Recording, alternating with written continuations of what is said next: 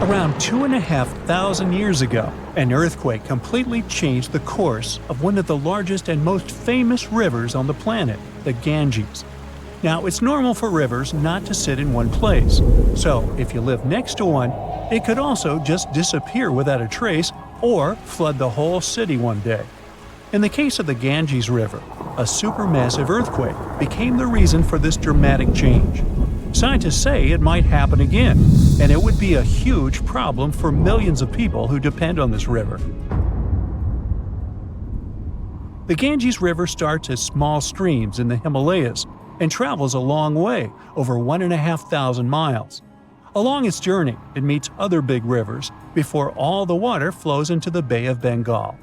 The Ganges has the largest delta in the world among all rivers. Just like many other rivers in the region, it slowly changes its path over time. These changes, if they happen when a river wears away its banks, usually takes a long time, sometimes decades. Scientists have discovered that the Ganges-Brahmaputra river system has shifted several times over the last 6,000 years. When they looked at satellite images of the Ganges Delta, they noticed something interesting. There was a crescent-shaped dip in the ground about 28 miles away from where the river is flowing now. This depression was over 1 mile wide and stretched for many miles.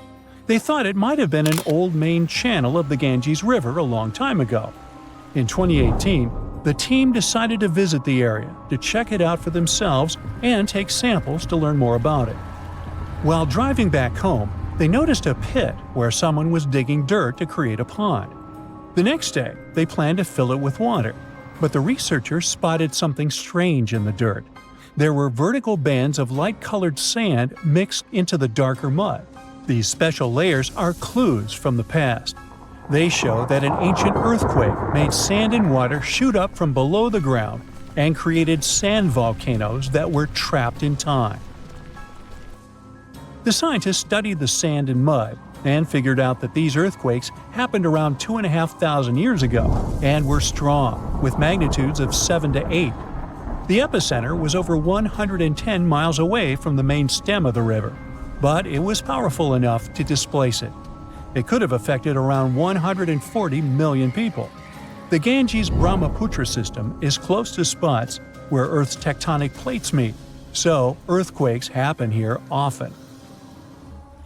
There's no danger right now, but scientists think that another massive earthquake could happen in the next few hundred or thousand years. It could threaten up to 170 million people. That's about half the population of the U.S. No one can predict exactly when an earthquake will happen or how strong it will be. Learning how earthquakes in the past moved rivers helps scientists figure out patterns and make guesses about similar events in the future. This knowledge could help us prepare better and create safety plans before another big earthquake strikes. Now, the Ganges isn't the only river at risk. The Yellow River, the Irrawaddy River, and rivers in the United States, like the Klamath and San Joaquin, all face similar dangers. The mighty Mississippi River has also switched its path many times over the last 7,000 years. Right now, there's a huge system of dams and barriers called a control structure in central Louisiana. This structure's job is to stop the Mississippi from spilling over its banks and joining a nearby river. But scientists think that, in theory, these barriers wouldn't handle mega floods. So the Mississippi could break free and change its course again. This would cause massive problems, especially in southern Louisiana. One of the recent examples when a river changing its course caused disaster was the Kosi River in India. In August 2008, over just a few days, the river's path shifted by almost 60 miles, which is a huge change. Floods happen in some parts of the state rather often, but they hadn't seen such strong ones in over 50 years. They affected around 1,000 villages and 3 million people, and about 1 million people had to be evacuated to safety. Since many of these people hadn't faced floods in so long, they weren't ready to handle it quickly. It caused even more damage to their homes and lives.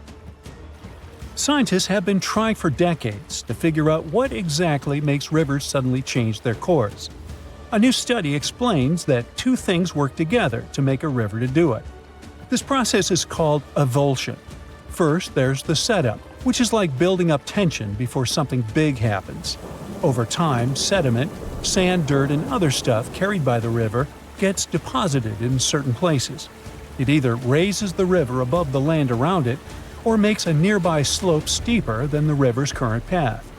Then there's the trigger, which is like the final straw that makes everything happen.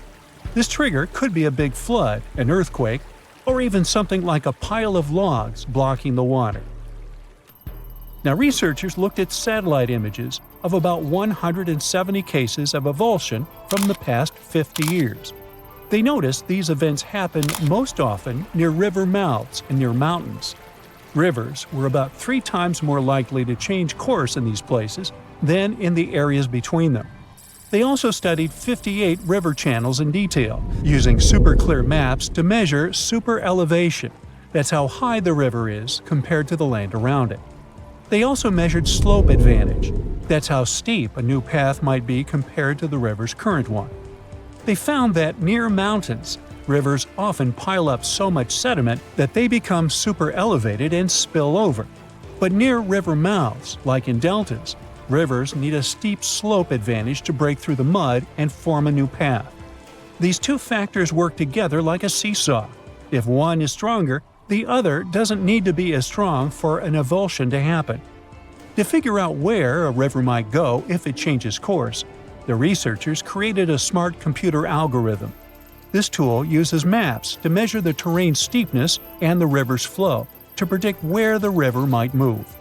They tested it on 10 past avulsions, and it correctly guessed the path every single time. Scientists hope they could use these findings to protect people living near rivers from sudden floods. Rivers changing course played a big role in creating one of the first organized administration systems in the world. Scientists found clues for this in the territory of ancient Mesopotamia. This name means the land between two rivers, and it was between the rivers Tigris and the Euphrates. People living there relied on these rivers for water, food, and transportation. Scientists wanted to figure out how these sudden changes in these rivers affected ancient people. To do this, they used 2 kinds of maps. The archaeological maps show how ancient cities grew over time, including what types of buildings people built.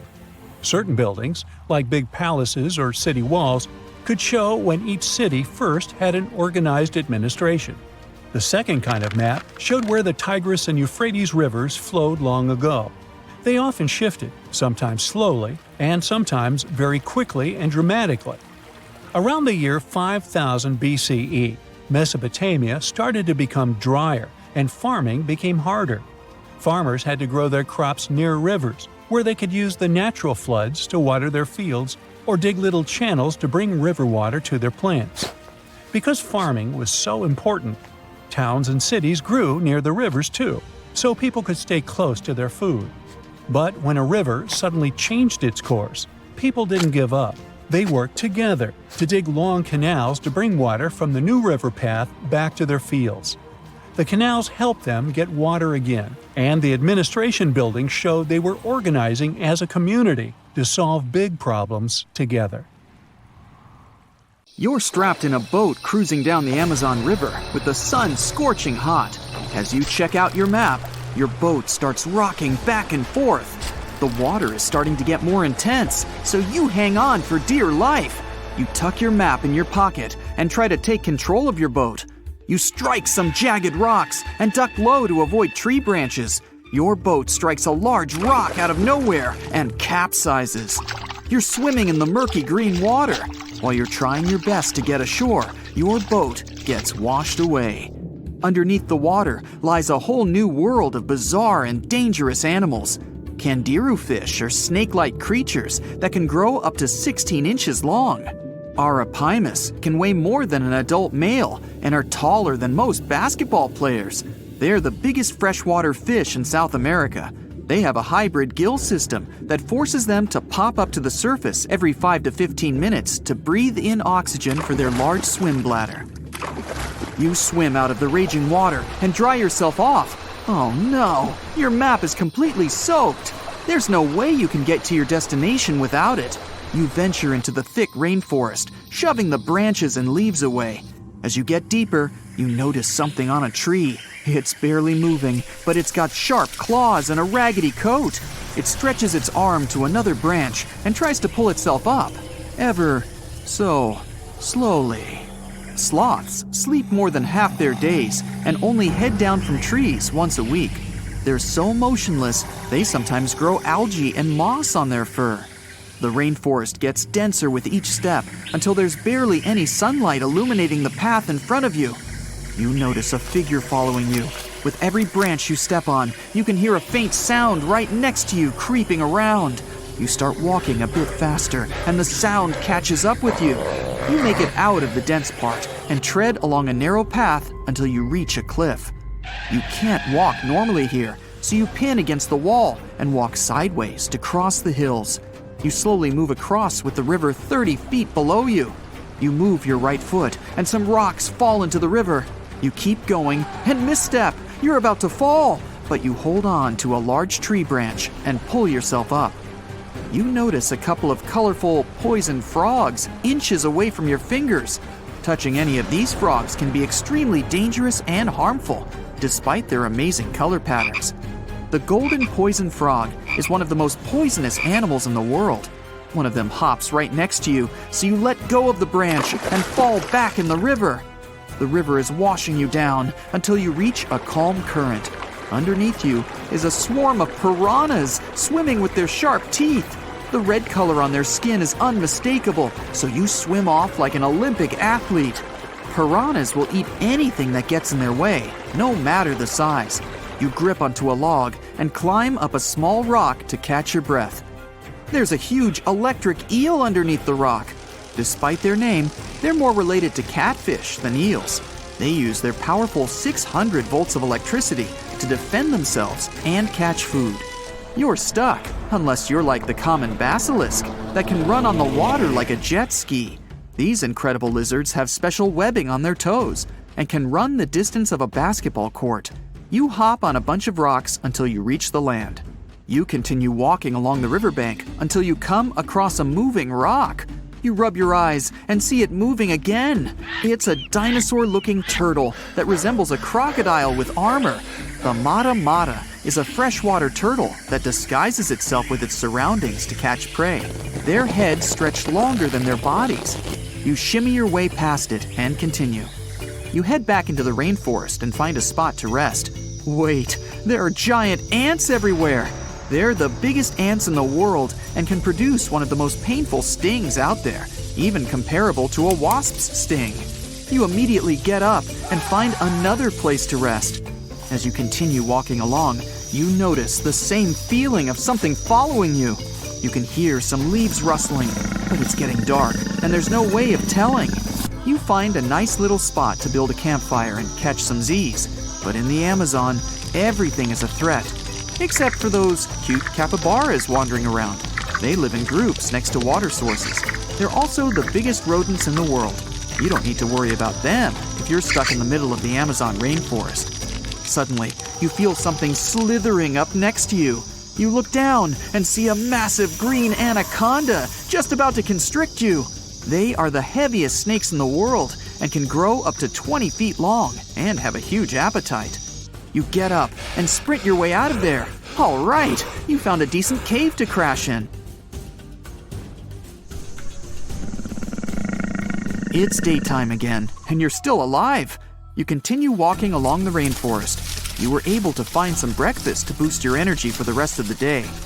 You spot something on a tree that looks like a branch, but it's actually a potu, a master of disguise that can spend days motionless on broken tree branches. These bizarre birds use those branches as their permanent home, where they lay their eggs and chill all day. You continue your way through the rainforest and see a Brazilian wandering spider crawling on a tree branch right in front of you. 8 of these species can be found in the Amazon area. They are some of the most aggressive and venomous spiders out there. So, you make a big detour and walk away from it. You feel someone walking next to you again, but you still can't figure out what it is. You see a steep cliff with a waterfall hitting a large lake ahead of you. Looks peaceful, until you see a team of black caimans gathering around the shore. They're the biggest predators in the whole Amazon ecosystem. and feed on anything that moves. It's a good thing you're on high ground, otherwise, whoa! You slip and fall down the river, right on the deep end. So far, no caimans spotted you. You swim underwater and try to get to the opposite end of where the reptiles are. As you climb out and dry yourself off, you notice some large black spots on you. You try pulling them off, but they've latched on pretty hard. The Amazon giant leech finds its target by tracking movement and shadow. Once they attach themselves to the skin, it's extremely difficult to extract them. The best way to do so is to slide your finger next to its mouth and pull it off slowly. Ugh. You manage to get them off your body and see that the caimans are swimming towards you. You're pinned to the wall with the lake of hungry reptiles approaching. Suddenly, a pink dolphin jumps out of the water and splashes all over them. They can grow larger than humans and are the celebrities of the Amazon. Scientists think they get their color from the blood capillaries on their skin. The Amazon even has bull sharks swimming around. These carnivorous giant fish are threatening to humans and can swim in both saltwater and freshwater. These sharks prey on anything within their reach, including other sharks. The dolphin distracted the caimans, so you climb up the cliff and try to find the best way to escape. Opened jaws waiting for you to fall into the pit are right below you. You're lucky enough to escape to the top, but as your arms pull you up, the first thing that you see is a jaguar looking straight at you. It's the creature that's been following you this whole time. You get up while it starts circling you, timing its strike. You know that you can't take on a jaguar, nor can you outrun it, so you grab a large tree branch from the ground to defend yourself. It jumps at you, but you duck down in time. The jaguar lands in the water far away from the caiman crocs. It's a good thing these large kitties are excellent swimmers. You pick yourself up and continue. And to your surprise, you find your boat again. You fix it up and sail your way out of the Amazon. Whew! The Amazon River travels through 9 South American countries at a length of over 4,000 miles. Still, it's impossible to cross it by a bridge. With the river being the main highway, traveling through this dense forest, and so few areas populated around the river, there's just no reason to have one. The river can rise up to 30 feet, and the river crossings that were only 3 miles wide can expand to over 30 miles in just a few short weeks in certain spots, making a bridge nearly impossible to build here. In New Zealand, in the coastal town of Mauriki, there are huge spherical boulders. Some rocks are 6.5 feet tall and weigh about 7 tons, as much as 10 cows. Ooh, there's a 10-cow boulder. Maori legend has it that these rocks are from the remains of the goods from a large shipwreck that happened hundreds of years ago. From a more scientific perspective, it's sand and gravel combined to form these giant boulders. Waves and winds give them a smooth, round appearance over time. The whole process might take millions of years.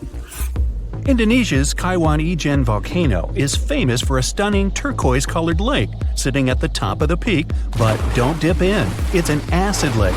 But its scariest part is the sulfuric gases leaking out when lava flows freely, reaching temperatures hotter than 1,000 degrees Fahrenheit. When those gases come in contact with the air, they combust into a spectacular electric blue flame. That's why the volcano has blue lava. The island of Surtsey, south of Iceland, was formed over 50 years ago by a volcanic eruption. It all began back in 1963 when a powerful volcanic eruption created one of the youngest islands on the planet. All sorts of bacteria, fungi, and molds began taking over the island, leading to numerous other animals finding their way here, like seals and birds. Birds and ocean waves deposited seeds all over the island. Sadly, the island's getting smaller now because of water and wind erosion. Located off the coast of Brazil, there's an island called… I'm a bit rusty on my Portuguese, so here it is on the screen. It looks perfectly untouched and pristine. Bad news? Dangerous snakes overrun it completely, so take a doctor with you in case you want to go there. Over 4,000 of the golden lancehead vipers inhabit this island. These 3-foot-long snakes are among the most venomous in the entire world. I think I'll skip that. Landing down under, you can see the Opera House, Uluru, lots of kangaroos, and catch the strangest wave of the world, Wave Rock in Western Australia. It's not made of water, but stone. It can be up to 50 feet tall and almost 300 feet long. It's especially incredible after rains in winter when the Western Australian wildflowers fill up the entire landscape. In Atlanta, there's a World of Coca-Cola museum. The formula for the secret recipe is in a large security vault, heavily guarded at all times. Only a handful of people can get through those vault doors. Since its creation in 1886, the company has kept it a secret for only the most honest employees. In 2006, a former worker tried to sell the formula to Pepsi, only for Pepsi to call the police and inform Coca-Cola.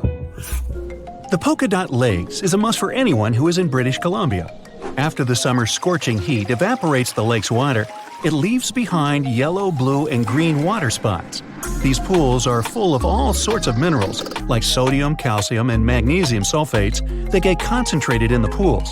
You can't get too close or even dip your feet into them. A fence protects the entire lake with a sign about how culturally and ecologically sensitive the area is. In Death Valley, California, there's a mystery of the sailing stones. Since the early 1900s, the mystery of how all these stones were seemingly moving by themselves across the desert floor baffled everyone. Some believe that the rocks move by thin pieces of ice around the stones pushed by winds after winter. No one ever saw any of these rocks moving until 2014. Scientists set time-lapse recorders, and the footage showed the rocks sliding along the ground over time. The marble caves in Chile, located in the beautiful area of Patagonia, formed from over 6,000 years of waves wearing down the rocks. The crystal blue walls reflect the vibrant turquoise water, making it perfect for kayaking. Walking in Chestnut Ridge Park in New York, one can see an eternal flame. What makes this one stand out, though, is it's underneath a waterfall. Occasionally, the flame will go out for short periods, but it will light up again. Sometimes it's thanks to certain hikers along the way.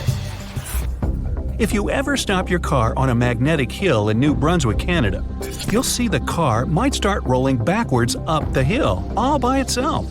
While it looks like it's moving the wrong way, this is just an illusion. There are several hills like this all around the world. What looks like an incline is the opposite, all because there's no horizon for perspective. The brightest bioluminescent bay in the world, called Puerto Mosquito, is located off the coast of Puerto Rico. The bay is named for the pirate Roberto Cofresi and his small boat El Mosquito, not after those annoying insects.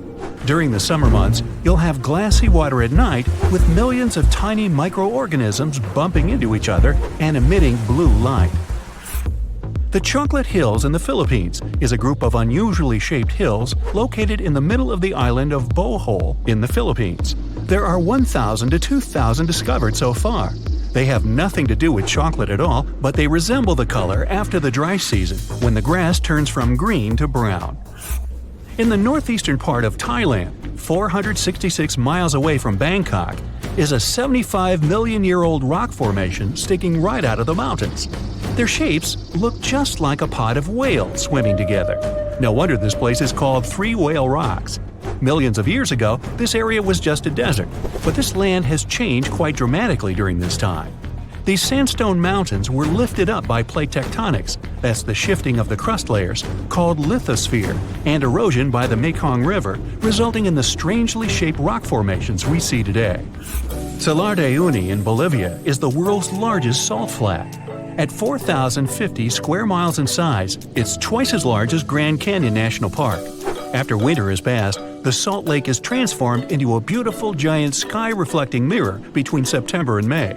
With salt all the way to the horizon, it creates an illusion of endlessness. The thin layer of water left over from ice melting creates a shimmering effect of the sky, making it one of the best places to visit in the world. The Catambo River in Venezuela might be the stormiest place in the world, with nearly 300 storm days a year. The lightning storms are so consistent, and they're predicted 3 months in advance. During the wet season in October, you might see 30 lightning flashes in a single minute. At sunset, strong winds flow around the 3 surrounding mountains, forming storm clouds over the water. When the water droplets of humid air collide with ice crystals from the cold air, the static charges cause a lightning storm that happens nearly every night. Off the southern tip of Japan lies the Yonaguni Formation. Archaeologists believe that the monument belongs to a fabled Pacific civilization, like Atlantis, that vanished beneath the waves thousands of years ago. If it's truly a lost civilization or just nature having a little fun, this is the site to dive into. Features inside the structure resemble stonework like castles, temples, and a stadium, connected by roads and what seems to be large walls all the way around. There are even marks in the stone that appear to show quarry work, faded faces, and rocks sculpted into animal shapes. Some scientists believe that the symmetry of the stones is not as straight as reported. It appears solid rock rather than carved blocks, weathered down by all the water over many years. Plitvice Lakes National Park in Croatia is an interconnected chain of waterfalls, the tallest being 230 feet, and underground water channels, creating natural dams and lakes in such a picturesque environment. Found in the deep woodlands surrounded by meadows brimming with wildflowers, brown bears, gray wolves, lynx, deer, and plenty of rare bird species for birdwatchers call these 115 square miles of the national park home. Okay, let's play a little guessing game, shall we? Can you name the 6th largest river on Earth in terms of volume? That's the amount of water that flows through a waterway. The first couple of rivers are easy to list. Number 1, of course, is the Amazon River in South America. Then we have the Congo in Africa, and the Ganges in India. Feel free to name all the rivers on the planet. You won't get any closer to the answer.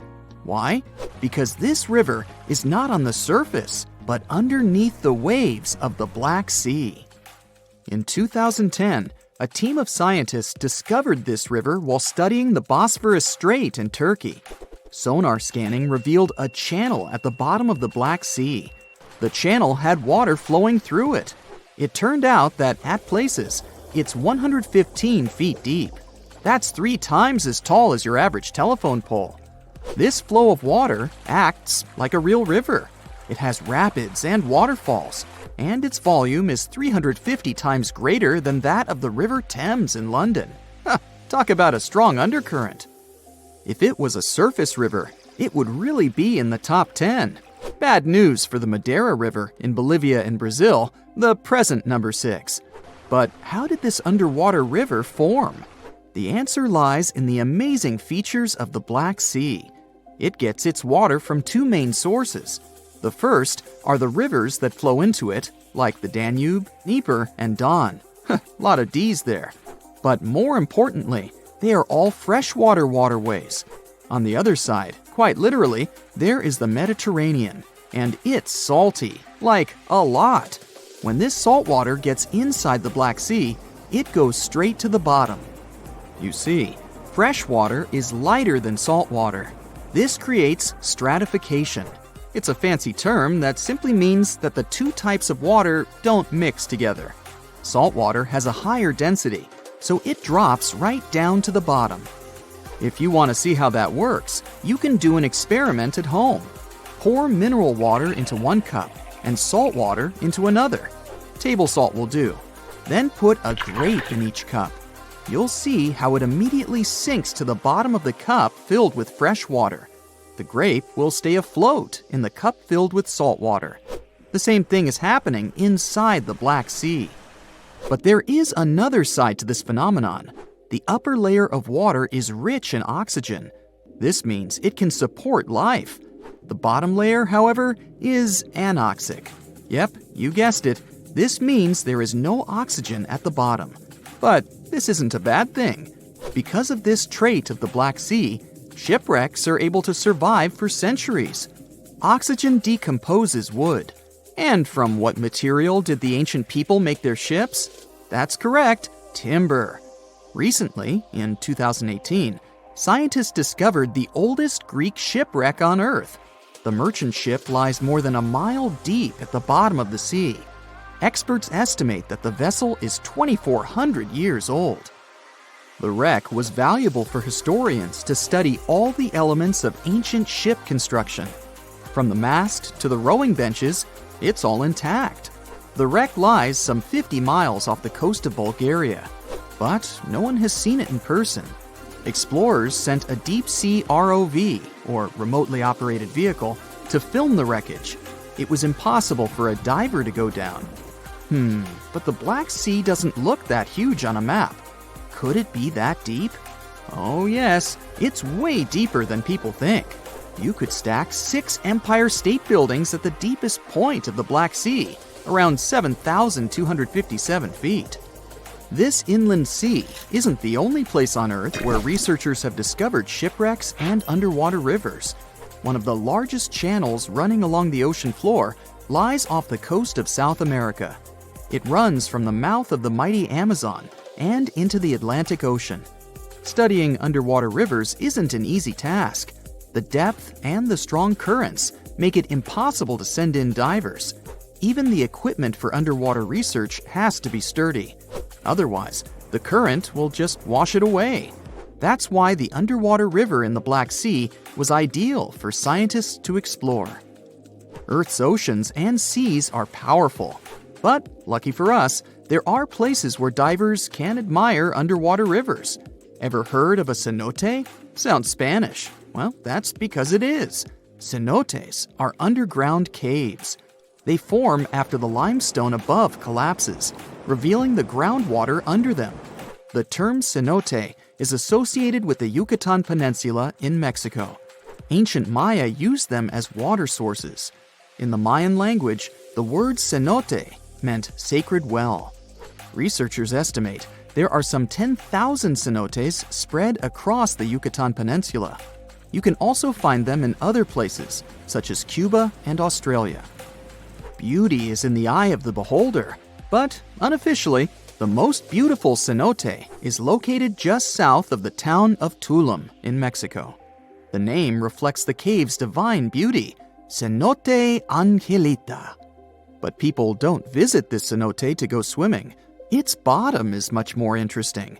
A scuba tank is all you need to finally admire an underwater river firsthand. The waters are dark and foggy, so divers use powerful flashlights. After a 100-foot dive, a marvelous sight appears. An underwater river with trees along its banks. Some of them even have green leaves, just like any other water flow on dry land. But it's not really a river.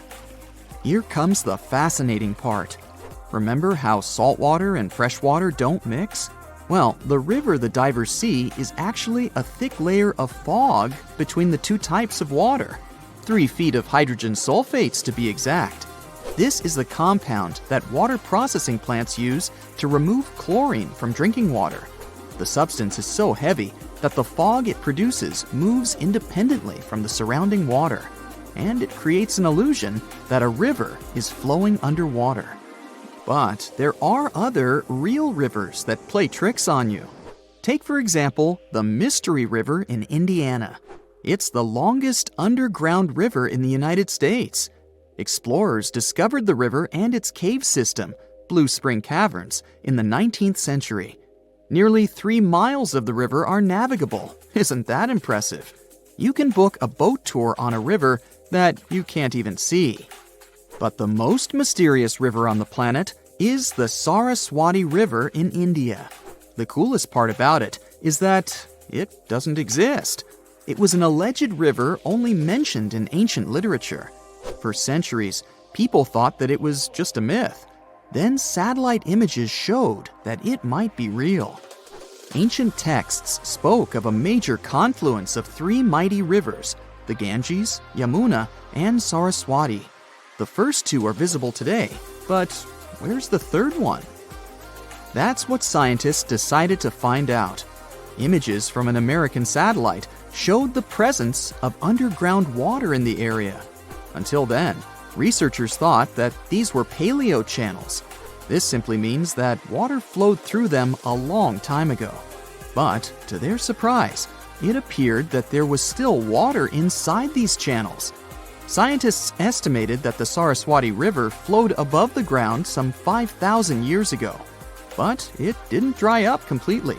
It just went underground, some 200 feet below the ground. Local experts believe that the river still slowly flows into the sea. The Saraswati River got hidden under the desert sand. This was a natural process, but many rivers have been forced underground because of human activity. In London, England, several dozen small and medium-sized rivers now flow under the ground. Maps from the 19th century still show them as rivers. But today, they only exist in the names of the streets that were built above them, such as Fleet Street.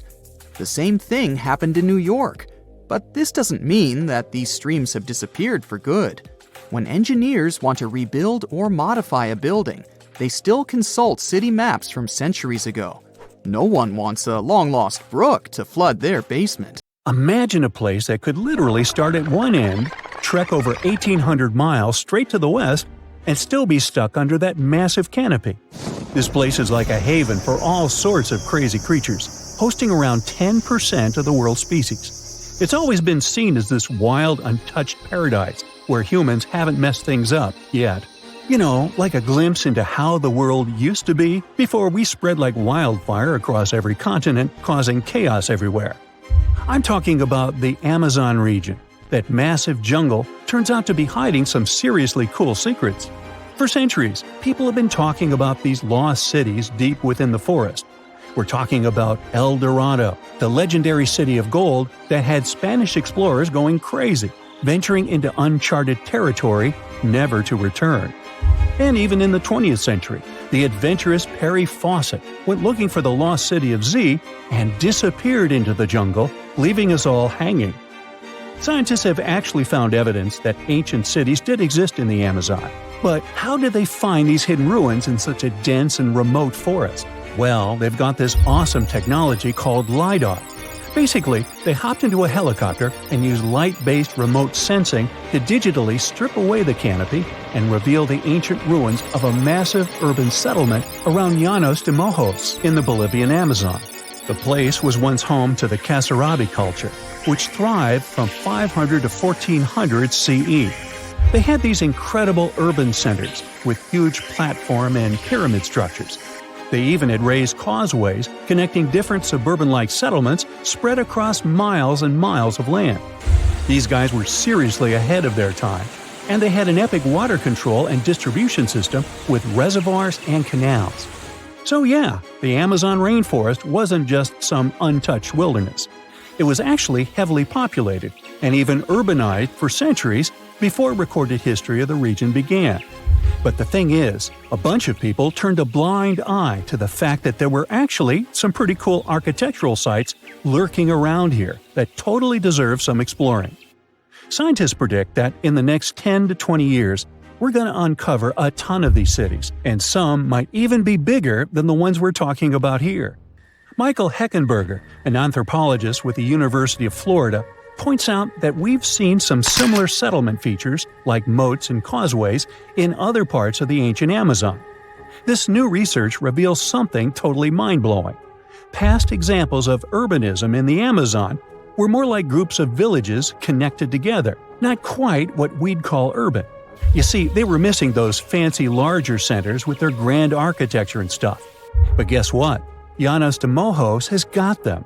This place is the real deal when it comes to a fully urbanized Amazonian landscape. So, in the Llanos de Mojos region, a bunch of ancient settlements have been found. These were home to the Kasarabi people, who were all about hunting, fishing, and farming maize. We're talking about hundreds of sites spread across 1,700 square miles. But these sites were so remote and hidden in the tropical forest that it was like trying to find a proverbial needle in a haystack. A team of archaeologists weren't going to let that stop them, though. They decided to take to the skies and use some fancy LiDAR mapping technology. Just imagine an aircraft flying over the area, shooting out a bunch of infrared beams. These beams hit the ground and bounce back, giving us the distance to different objects. It's like creating a super detailed map from above. Using computer software, these genius scientists were able to strip away the trees from the images, revealing the Earth's surface and all the ancient archaeological goodies hidden beneath. And boy, did they strike gold. They found a whopping 26 unique sites, including 11 that nobody even knew existed before. So what about these 26 super cool sites? Among them, we've got Landivar and Kotoka, which are like these huge urban centers. And get this, we already knew they existed, but the new maps revealed they cover 1.5 and 1/2 square miles respectively. These centers are surrounded by moat and rampart fortifications, like something out of a medieval castle.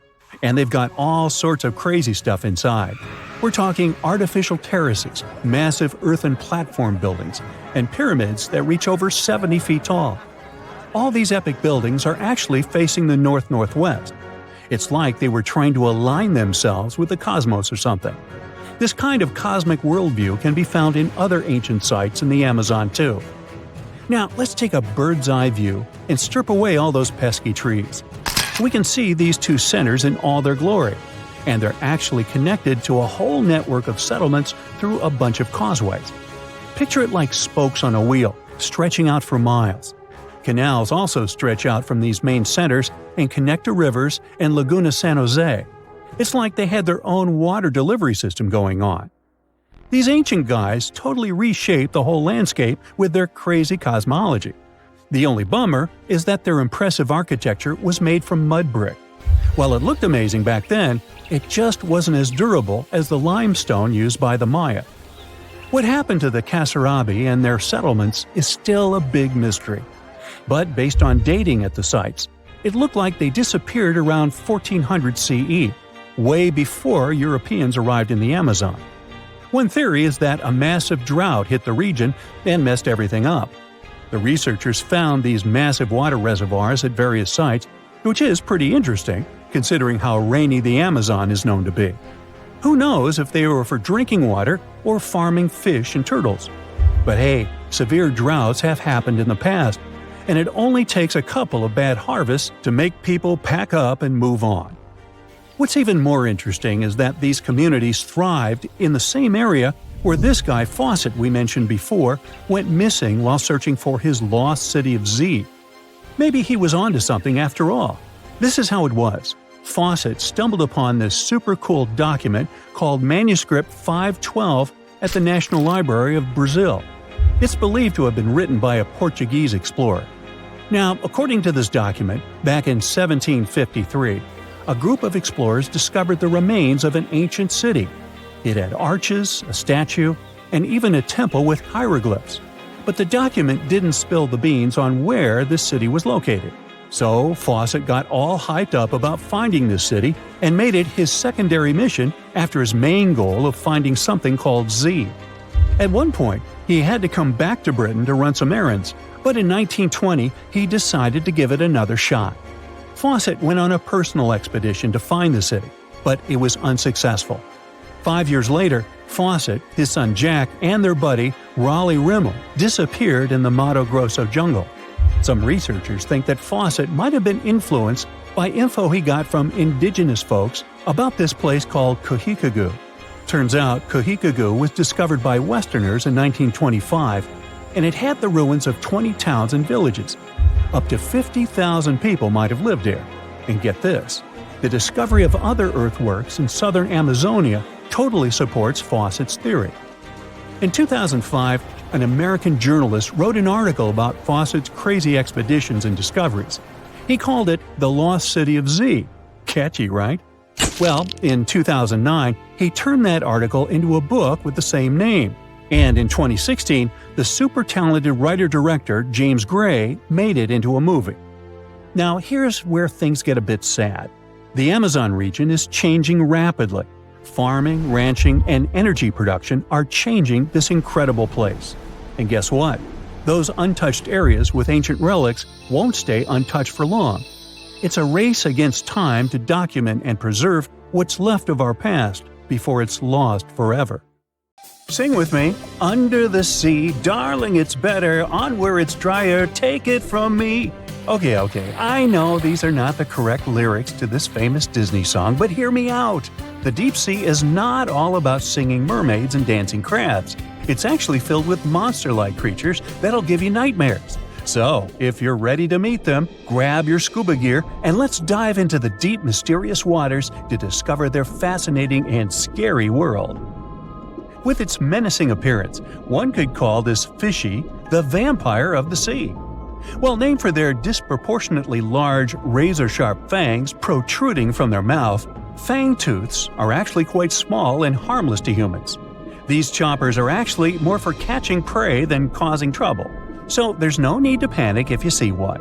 And you'll be even more relieved to know that it's kind of unlikely for you to come across a fangtooth, since they are among the deepest living fish.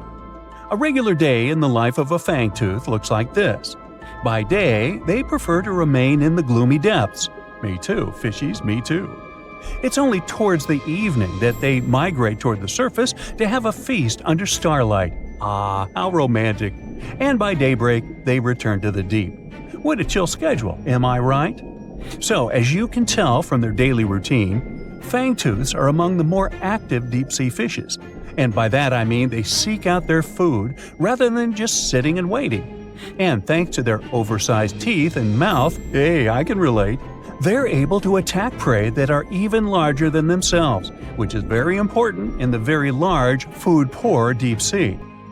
Fitting to their environment, common fangtooths are dark-colored, either solid brown or black. And unlike most deep-sea fishes, they do not have light-producing organs or cells to communicate with each other or to attract their prey. Instead, they rely heavily on their sense of smell, in addition to making use of even the slightest bit of sunlight that makes it down to the depths. This light doesn't help them to see in any way, but it may be enough for potential prey to cast a shadow as they pass overhead, which lets fangtooths know they're around. Now here's one hilarious fun fact before we move on to the next creature. Fangtooths can never close their mouths because of their huge mouths and long teeth. But you know what? I would bet maybe $500 that my orthodontist would claim he could fix that too.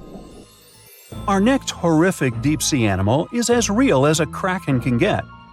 Giant squid, which actually did inspire the legends of the kraken, live up to their name. The largest one ever recorded by scientists was almost 59 feet long. It also probably weighed nearly a ton. You would think such a massive animal wouldn't be hard to miss, but since giant squid live deep underwater, they are difficult to come by. Giant squid, along with their cousin the colossal squid, yep, they are different, have the largest eyes in the animal kingdom. They're somewhere around 10 inches in diameter. In other words, they are around the size of dinner plates. Peekaboo! Having such large eyes allows them to detect objects in the lightless depths of the ocean, where most other animals would see nothing. Nada, zippo. Giant squids have 8 arms and 2 long feeding tentacles that help them seize their prey. These tentacles are tipped with hundreds of powerful sharp teeth and are often double the length of their body. This helps them to snatch prey up to 33 feet away. Hey there, come a little closer. Most of what we know about giant squids come from those that floated to the surface and were found by fishermen. After years of research, it was only in 2012 that a group of scientists were able to successfully film a giant squid in its natural habitat for the first time. Yet again, the giant squid continues to remain largely a mystery due to their inhospitable deep-sea habitat. And maybe they're shy. Speaking of squids, this species is basically the space creature of the ocean. So, it's only been about 20 years since the big fin squid family was officially described by scientists. And there are still plenty of facts about them that are yet to be discovered. However, the big fin squid sightings as deep as 20,000 feet below the surface suggest that they can live deeper than any other known squid. You know what? Let's scratch the word space creature and call them the disco dancers of the deep sea to make things less scary. Because of their long, slender arms, adorned with extravagant rib-like fins, kind of make them look like they're ready to hit the dance floor. Anyway, these boogie arms and tentacles are estimated to max out at just under 30 feet. Aside from the estimations, though, the largest known big-fin squid was actually 21 feet long, with 20 feet of that being its arms and tentacles. How exactly a big-fin squid uses them is still unknown, but scientists think they like to use them to trap prey that bump into them as they hang down in the water below their body or drag along the seafloor. There are only around a dozen confirmed big fin squid sightings worldwide, so you can just relax, because the chances of you getting hugged by a big fin squid are close to impossible. But I can't guarantee anything regarding your nightmares. Now, these are not one of your regular Jaws sharks. Let's start with the most strange fact about a frilled shark. It's considered a living fossil because of its primitive anatomic traits. That actually makes more sense once you learn that this species has been around for 80-some million years. So I have both good news and bad news. Frilled sharks live in the open ocean and spend much of their time in deep, dark waters far below the surface. However, they do feed at the surface of the ocean at night. When hunting food, they move like an eel, bending and lunging to capture their prey. And they can actually swallow it as whole, even if it is larger than their own size. This is all thanks to their long and flexible jaws, which are equipped with 300 recurved needle-like teeth. Okay, I am somewhat freaked out now. Unlike the rest of the deep-sea creatures I've talked about, frilled sharks might sometimes accidentally get caught in nets. So if fishing is your thing, beware. This telescope won't help you see the stars and the planets. With its protruding eyes and elongated body, this little swimmer looks like it's wearing a pair of underwater binoculars, hence the name the telescope fish. Found in cold, deep tropical to subtropical waters worldwide, they're known to be the species that undergoes one of the most drastic transformations in fishes. When the first larva was described in 1954, it was believed to be a new species rather than the larva of a telescope fish that were known to science since 1901. Despite the fact that they are only around 6 to 8 inches long, they're able to latch onto snacks that are bigger than their own size. That is thanks to their massive and highly stretching jaws, making up most of the size of their head. These large prey are then folded in half to fit in their expandable stomach. In 1925, scientists found a 5.5-inch long fish inside the stomach of a 3-inch long telescope fish, which they described as neatly folded. Despite all this, their cylindrical tube-shaped eyes are still the most fascinating and bizarre features of telescope fishes. Their specific shape increases light collection to help them detect their prey's weak bioluminescence even from a distance. But although their eyes are good for seeing things in the twilight, they're especially great at seeing silhouettes from below. That's why they orient themselves vertically in the water. Now I have to admit they look kind of cute if you ask me. Sort of like uglier versions of Minions. Yeah, right? For years, scientists have been struggling to explain bizarre sounds, some repeating, some heard only once, that come from the dark depths of the ocean. From bewildering hums to worrying bloops, the water transmits outlandish acoustic phenomena.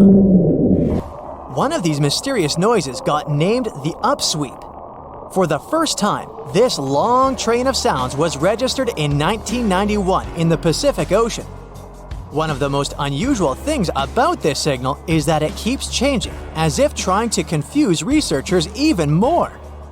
Like some unearthly howl, it varies from high to low frequencies and then back again, and you can hear it better in the spring and fall than in the winter and summer.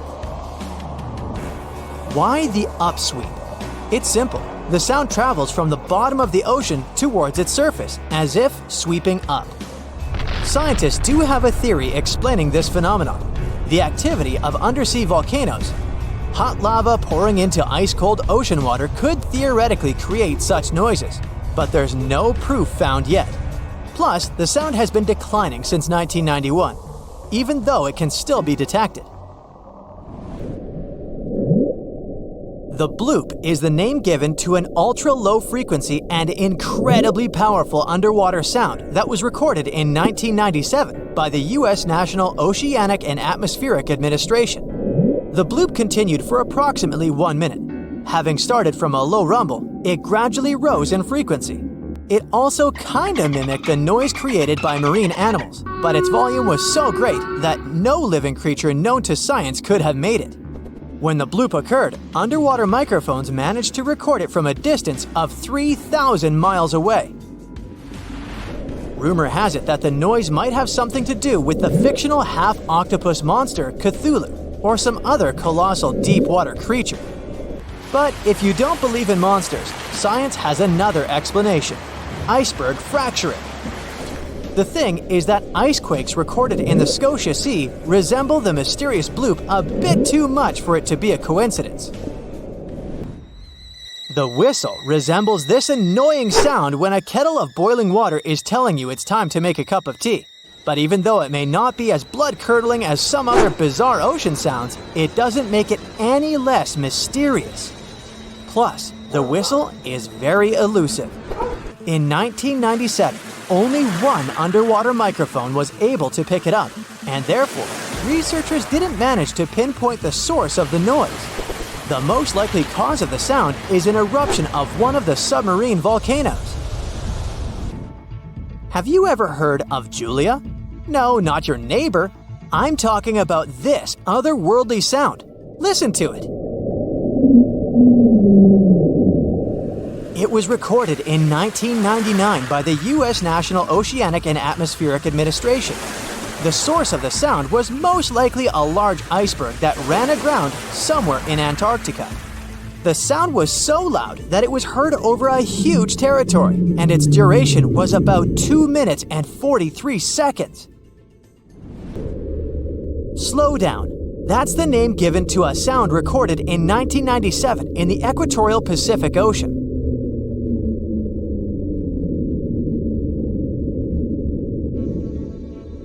The sound was called this way because it slowly decreased in frequency over 7 minutes or so. It's been picked out a few more times since it was recorded for the first time. The source of the sound isn't very mysterious. Most likely, it was produced by a massive iceberg that became grounded in Antarctica, or it was caused by moving ice. By that, I mean the friction produced by a large ice sheet moving over land. The loneliest whale sound is often called the 52 Hz whale because the animal that creates it calls at a unique for these creatures frequency. When you listen to this sound, it sounds like a low bass note. At the same time, it's much higher than the normal frequency of the whale call, which rings between 10 and 40 Hz. Interestingly, scientists have been listening to the world's loneliest whale for decades, but haven't managed to figure out its precise location. Nobody knows whether the mammal is male or female, what species it is, or if the animal is still alive. After all, for the last time, its call was recorded in 2004. Earth-shaking booming sounds have been reverberating off some parts of North Carolina for more than 150 years. Called Seneca guns, they're most often heard near the coast.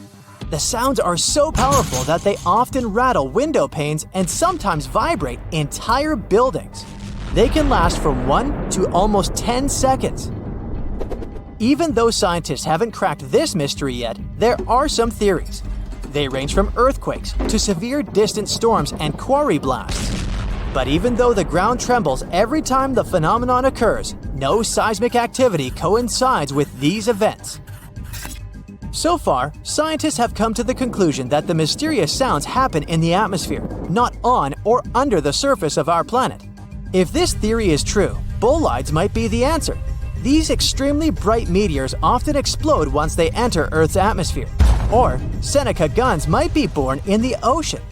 Sometimes, when enormous waves collide far away from the shore, you can hear it, even if you're nowhere near the coast. Seneca guns are a type of skyquakes. You don't need to travel to a particular part of the world to hear one of those. Mysterious sonic booms ramble from the sky everywhere, from the US to India and Japan. Just like Seneca guns, this sound phenomenon occurs mostly near the coast or a big body of water. Rattling glassware and windows in the nearby houses, skyquakes could be connected with ultra-fast airplanes breaking the sound barrier. But people started hearing the first skyquakes in 1824. The theories trying to explain this phenomenon include sand dunes shifting, meteors entering the atmosphere, distant volcanoes erupting, Earth's crust cracking during earthquakes, and even gas bursting out of underground vents in the sea or lake bottom.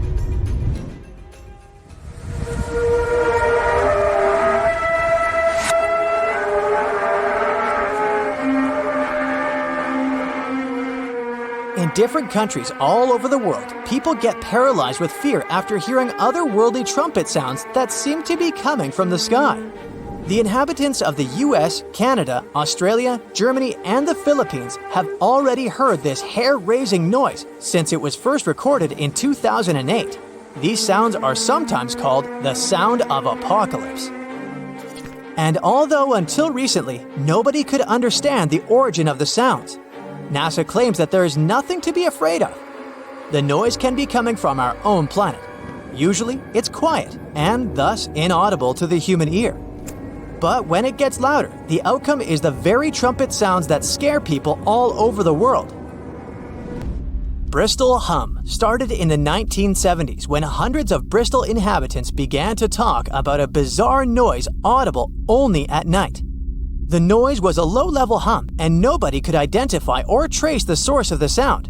But the strangest thing about the noise was that one day, it stopped as abruptly as it started, but not before people in other towns across Britain reported hearing similar sounds.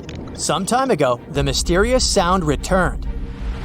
In 2015, a group of French scientists claimed that they had solved the mystery of the Bristol hum. They stated that the culprit was ocean waves that made the ocean floor vibrate. But while it was all good and well, it didn't explain why the sound was around for only several years or why it chose to return. If you ever come to the town of Taos in New Mexico, don't let another strange and unexplained phenomenon send you running for the hills. This phenomenon is a faint, low-frequency hum ringing in the desert air and grating on your nerves. Even stranger, only 2% of people who live in Taos hear this noise. But for those who do, it's unstoppable torture. On top of that, everyone describes the sound in a different way, from a quiet whir to an eerie hum or even persistent buzz. And while some people believe that the Taos hum is the result of unusual acoustics, the others suspect a bad case of mass hysteria. No one has located the origin of the hum yet. Ever wonder why, despite all our advancements in technology and science, there's a vast expanse of our own planet that we barely know about? Believe it or not, over 80% of our oceans remain uncharted territory. It's as if we've got this massive aquatic playground in our backyard and we've barely scratched the surface. Also, did you know that only about 7% of our oceans have a special tag called Marine Protected Areas, or MPAs?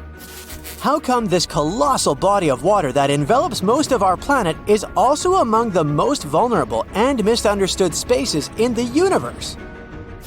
Pressure has a lot to do with it.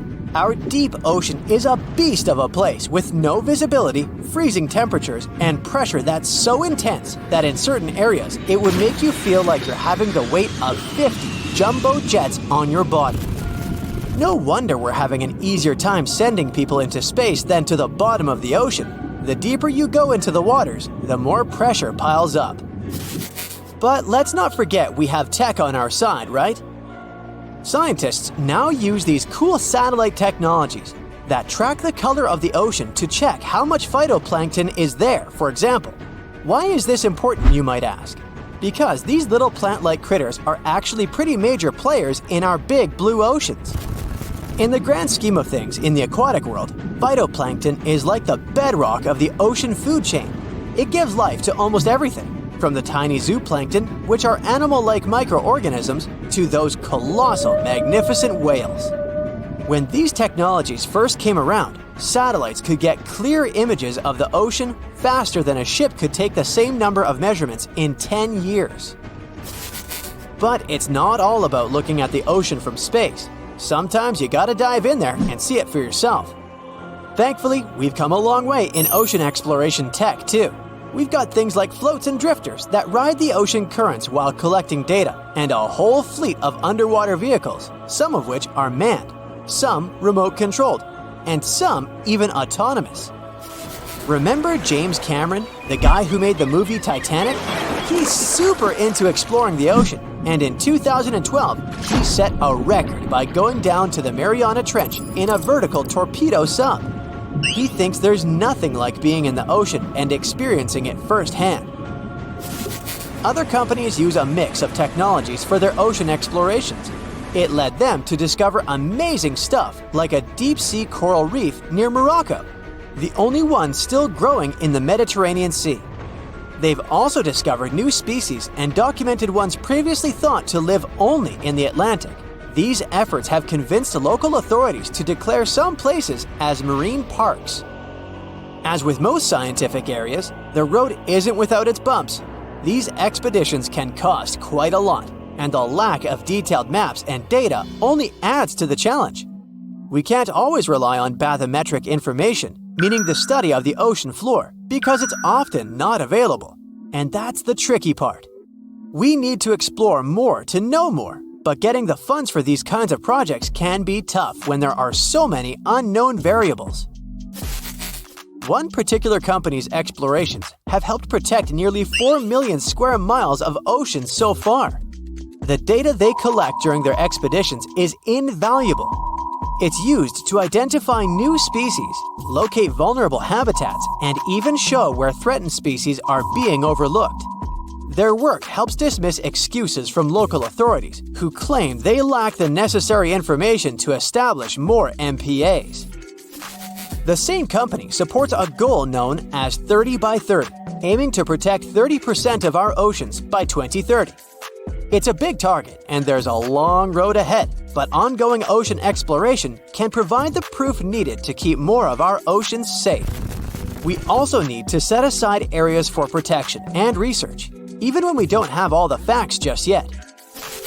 On that note, some cool scientists have recently stumbled upon a gigantic and mysterious world beneath the Pacific Northwest coast's ocean floor.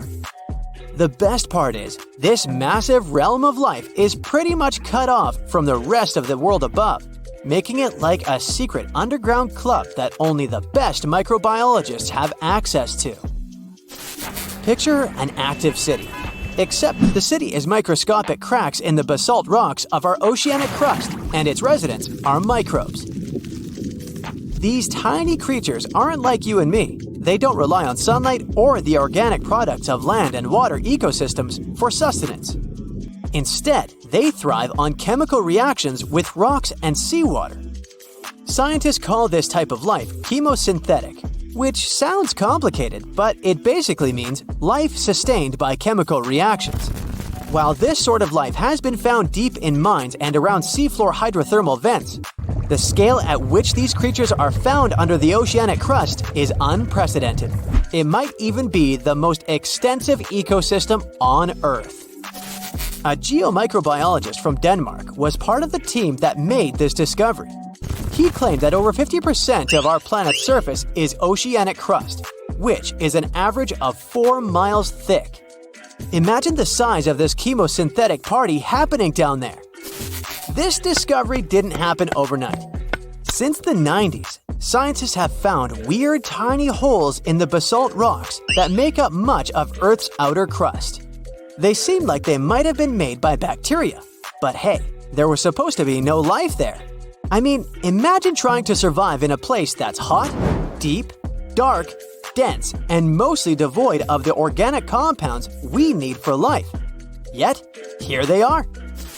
In the following years, more pieces of the puzzle fell into place. Scientists found that the oceanic crusts had different conditions at the centers and edges. At the centers, rocks are jam-packed with energy-rich compounds that support these tiny life forms. But by the time they reach the edges, these chemicals are all gone. Fast forward to now, and it's time to put the puzzle together. A microbial ecologist from the University of North Carolina worked on this research and says we now have solid evidence of microbial life in the cracks and crevices of deep ocean basalt. The next question scientists asked was, how far does this life extend? Researchers collected samples of crust from a plate roughly 120 miles off of Washington's coast, drilling deep beneath the ocean's surface. What they found down there was remarkable. The life down there runs on a unique fuel, hydrogen.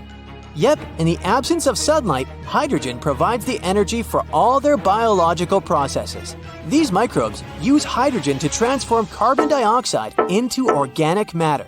This matter and other byproducts, like methane, then fuel other organisms, creating a network of life. Of course, the life down there isn't as complex as the one we know up here. Scientists doubt there will be any multicellular life under the ocean because it's too hot and energy poor. But hey, who knows? This universe under our oceans still has a lot to reveal. This whole thing is significant for many reasons. First, it confirms that life can exist in places without oxygen, which changes our perspective on where we can find life. This makes us wonder if life could exist under similar conditions on other planets, where surface conditions might be too harsh. The implications on Earth are also profound. If a large portion of life exists in the oceanic crust, then our understanding of life on our own planet could be completely changed. This exciting discovery stretches our understanding of life and prompts us to keep exploring the mysterious depths of our oceans, pushing the limits of our understanding. NASA is also in on the whole deep sea exploration project. Why? Shouldn't they be preoccupied with outer space? Because they're hoping to find hints about what the oceans on other planets might look like. NASA specialists are really hopeful that by unearthing underwater secrets, we can solve some of the big questions about space. Plus, they're testing some nifty equipment for future journeys across our solar system. For years, scientists have been struggling to explain bizarre sounds, some repeating, some heard only once, that come from the dark depths of the ocean. From bewildering hums to worrying bloops, the water transmits outlandish acoustic phenomena. One of these mysterious noises got named the upsweep. For the first time, this long train of sounds was registered in 1991 in the Pacific Ocean. One of the most unusual things about this signal is that it keeps changing, as if trying to confuse researchers even more. Like some unearthly howl, it varies from high to low frequencies and then back again, and you can hear it better in the spring and fall than in the winter and summer. Why the upsweep? It's simple. The sound travels from the bottom of the ocean towards its surface, as if sweeping up. Scientists do have a theory explaining this phenomenon: the activity of undersea volcanoes. Hot lava pouring into ice-cold ocean water could theoretically create such noises, but there's no proof found yet. Plus, the sound has been declining since 1991, even though it can still be detected. The bloop is the name given to an ultra-low frequency and incredibly powerful underwater sound that was recorded in 1997 by the U.S. National Oceanic and Atmospheric Administration. The bloop continued for approximately 1 minute. Having started from a low rumble, it gradually rose in frequency. It also kinda mimicked the noise created by marine animals, but its volume was so great that no living creature known to science could have made it. When the bloop occurred, underwater microphones managed to record it from a distance of 3,000 miles away. Rumor has it that the noise might have something to do with the fictional half-octopus monster Cthulhu, or some other colossal deep-water creature. But if you don't believe in monsters, science has another explanation: iceberg fracturing. The thing is that ice quakes recorded in the Scotia Sea resemble the mysterious bloop a bit too much for it to be a coincidence. The whistle resembles this annoying sound when a kettle of boiling water is telling you it's time to make a cup of tea. But even though it may not be as blood-curdling as some other bizarre ocean sounds, it doesn't make it any less mysterious. Plus, the whistle is very elusive. In 1997, only one underwater microphone was able to pick it up, and therefore, researchers didn't manage to pinpoint the source of the noise. The most likely cause of the sound is an eruption of one of the submarine volcanoes. Have you ever heard of Julia? No, not your neighbor. I'm talking about this otherworldly sound. Listen to it. It was recorded in 1999 by the U.S. National Oceanic and Atmospheric Administration. The source of the sound was most likely a large iceberg that ran aground somewhere in Antarctica. The sound was so loud that it was heard over a huge territory, and its duration was about 2 minutes and 43 seconds. Slow down. That's the name given to a sound recorded in 1997 in the equatorial Pacific Ocean.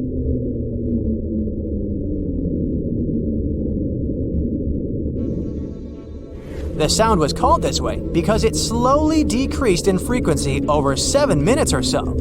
It's been picked out a few more times since it was recorded for the first time.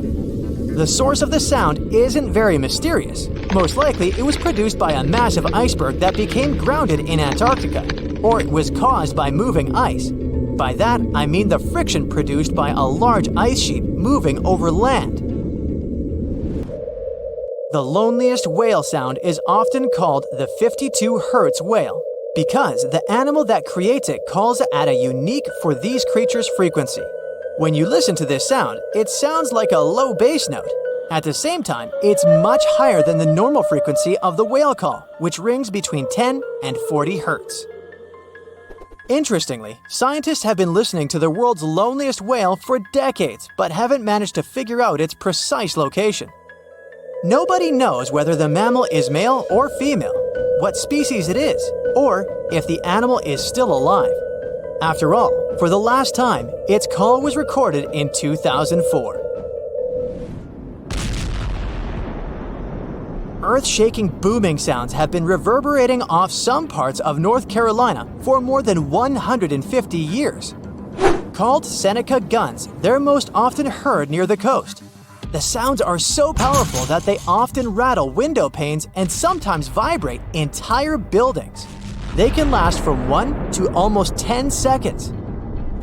Even though scientists haven't cracked this mystery yet, there are some theories. They range from earthquakes to severe distant storms and quarry blasts. But even though the ground trembles every time the phenomenon occurs, no seismic activity coincides with these events. So far, scientists have come to the conclusion that the mysterious sounds happen in the atmosphere, not on or under the surface of our planet. If this theory is true, bolides might be the answer. These extremely bright meteors often explode once they enter Earth's atmosphere. Or Seneca guns might be born in the ocean. Sometimes, when enormous waves collide far away from the shore, you can hear it, even if you're nowhere near the coast. Seneca guns are a type of skyquakes. You don't need to travel to a particular part of the world to hear one of those.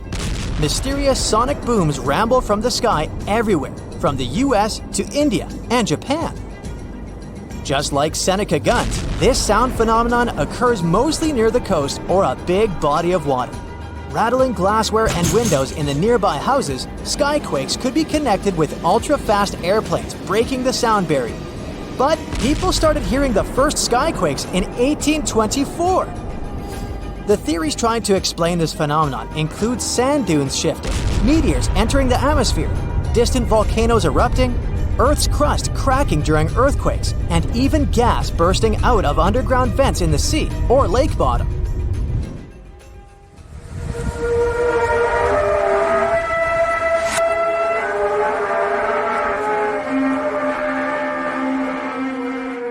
In different countries all over the world, people get paralyzed with fear after hearing otherworldly trumpet sounds that seem to be coming from the sky. The inhabitants of the US, Canada, Australia, Germany, and the Philippines have already heard this hair-raising noise since it was first recorded in 2008. These sounds are sometimes called the sound of apocalypse. And although until recently, nobody could understand the origin of the sounds, NASA claims that there is nothing to be afraid of. The noise can be coming from our own planet. Usually, it's quiet and thus inaudible to the human ear. But when it gets louder, the outcome is the very trumpet sounds that scare people all over the world. Bristol hum started in the 1970s when hundreds of Bristol inhabitants began to talk about a bizarre noise audible only at night. The noise was a low-level hum, and nobody could identify or trace the source of the sound. But the strangest thing about the noise was that one day, it stopped as abruptly as it started. But not before people in other towns across Britain reported hearing similar sounds. Some time ago, the mysterious sound returned. In 2015, a group of French scientists claimed that they had solved the mystery of the Bristol hum. They stated that the culprit was ocean waves that made the ocean floor vibrate. But while it was all good and well, it didn't explain why the sound was around for only several years or why it chose to return. If you ever come to the town of Taos in New Mexico, don't let another strange and unexplained phenomenon send you running for the hills. This phenomenon is a faint, low-frequency hum ringing in the desert air and grating on your nerves. Even stranger, Only 2% of people who live in Taos hear this noise. But for those who do, it's unstoppable torture. On top of that, everyone describes the sound in a different way, from a quiet whir to an eerie hum or even persistent buzz. And while some people believe that the Taos hum is the result of unusual acoustics, the others suspect a bad case of mass hysteria. No one has located the origin of the hum yet. No one expected such a strong storm. It's too dangerous to sail back to the land because of high waves and winds. But suddenly, you notice a small green island nearby. You and your friend are about 25 miles off the coast of Brazil. You were fishing and didn't notice black clouds obscuring the blue sky. You're approaching the unknown island and see a Coast Guard boat behind you. People from there are screaming something to you, but you can't make out the words because of the thunder. They tell us we should stay away from that island, your friend says. Despite the warning, you still sail since there's no other way out. Around the island, you notice sharp rocks sticking out of the water like knives in the dark. Now you realize what the Coast Guard warned about, but it's too late. Your boat hits a rock. The bottom is pierced. You start to sink. The rain and wind are getting stronger. Both of you fall overboard. Then darkness comes. You wake up in the morning because of the scorching sun and a dry mouth. Your friend and the wrecked boat are lying nearby. Apparently, you'll have to wait for rescuers to get out here. Now, in the light of day, you can see how dangerous the island's coast is. It's surrounded by rocks, and you're lucky you've survived. Getting out of here will be difficult. Together with your companion, you decide to look for coconuts and bananas. Your friend goes to the wreckage and pulls out a bag of medicine. Then, both of you leave the sandy beach and enter the dense jungle. A couple of steps later, you hear a strange hiss. You see your friend. His eyes are filled with horror. Goosebumps run down your back. You feel something alive crawling under your feet, and there's a lot of it. You look down and notice slithering snakes. There are dozens of them. They wrap around your legs, get into trees. They're everywhere. Don't move, your friend says. I think I know where we are. You want to ask him a question, but fear takes away your voice. He reads your face and answers the question. We're in one of the most dangerous places on Earth, the Brazilian Snake Island. These are not just some ordinary snakes. This is the golden lancehead, one of the most venomous reptiles in the world. You can find them nowhere else on the planet except for this land. They evolved here naturally, without other snake species intervention. That made their venom 5 times stronger than the venom of ordinary vipers. They're practically the only owners of this island. Nowhere else in the world will you find such a concentration of creeping reptiles on such a small piece of land. And now, they're glad that 2 big lunch meals have arrived. There's little chance of survival, but you're gonna try. The first thing you need to do is get out of your stupor and find a thick stick. This is your best tool right now. If you encounter a venomous snake, the best you can do is retreat slowly. But this time, there are too many of them. They're aggressive and hungry. Together with your friend, you fight off the snakes with a stick. But there's more and more of them coming. One of them falls on your shoulder from a tree and bites your neck. The poison instantly enters your bloodstream and affects your muscles. It feels like your body is melting. It becomes difficult to move, and your neck swells. Your friend grabs you and carries you deep into the jungle. Here, among the trees, you notice an old lighthouse. Yeah, this building really stands out here. Once a year, the Coast Guard visits it. Your friend breaks down the door and puts you on the floor. You're afraid you won't be able to survive the bite. Fortunately, your friend is a doctor. He injects the necessary medicine and saves your life. You have a few minutes to rest before more danger arises. Your friend tells you that the unique snakes appeared here thousands of years ago. This island was part of Brazil for a long time. Then, massive floods separated it from the continent. This part of the land was cut off from the whole world, which helped the formation of a unique ecosystem inside. Vipers that lived here evolved into golden lanceheads. They quickly became the main masters of the island and destroyed all the other animals. But how did they manage to survive without food, cut off from the whole world? They did it thanks to nature and evolution. This island is a transit point for many birds. They stop here to rest during long flights. These birds become dinner for the snakes. Previously, a snake bite almost didn't harm the birds. They were frightened and flew away, leaving the snake without food. But over years of evolution, the island's owners have developed such a potent poison that one bite was enough for a bird to never take off again. There's also a legend that a pirate hid treasures here a long time ago. And, so that no one would ever find it, he brought snakes to guard his gold. Of course, there's no chest with coins here, but the island is attractive for modern pirates, even today. Golden lancehead snakes are an expensive commodity, so bad people often visit this place to hunt the reptiles. That's why the Coast Guard is always on duty around the island. People are forbidden to visit this place. And even if someone manages to get past the guards, they will have to face the rocks. Only biologists and scientists have permission to study the local fauna. A necessary condition for a visit is a doctor's presence in the team, so they can save people from the snake's poison. So we have pirates and hordes of poisonous snakes, but there's something else that makes the island even worse. At this moment, you hear rustling all over the building. Thousands of little paws are tapping on the walls and floor. You look around and see lots of giant cockroaches. Some of them are half the size of your palm. They crawl under your clothes. You and your friends scream in fear and run out of the lighthouse. Quickly, you reach the shore and fall into the water. It seems that not a single cockroach is left under your shirt. But that's not all. You hear a strange buzzing sound. You look around and see a dark cloud of flying beetles forming in the sky. It's locusts! Thousands of flying insects are heading in your direction. To avoid a collision, you dive under the water and wait for the cloud to pass by. You go up to the surface and move to the shore. Fortunately, there are almost no snakes here. You and your friend are afraid to approach the jungle and wait for several hours until rescuers arrive. You're nervously painting a pattern on the sand and make a promise that you'll never revisit this place. Finally, you see the lifeguard boat. You're trying to tell them you got here by accident.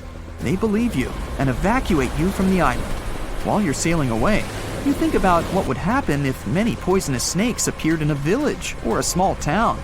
It's difficult to imagine what kind of problems people would face. But in fact, there's no need to imagine anything. There is a place on the planet where locals live next to poisonous cobras, but it doesn't create any chaos. A human can live in peace and harmony with reptiles in that village. Welcome to Shetpal village in India. This place has a population of about 2,600, and it's located in the jungle. It's hot here. Locals are friendly and responsive. If you go into one of the houses, you'll see something that seems impossible. The king cobra, whose venom is one of the most dangerous in the world, calmly crawls around furniture and eats eggs and meat that people give. There's even a special corner for the reptile to relax from the scorching sun, drink water, and have a snack. People are happy about the cobra, as if it was a pet. In the village, cobras are everywhere. They come into houses and schools, crawl through the streets, and keep company during dinner. The locals consider them full-fledged residents. They adore them. The snakes are also used to people and don't see them as dangerous. The coolest thing is there has never been a tragic case in the village because of a poisonous bite. There's no other place in the world where cobras live in such harmony with people.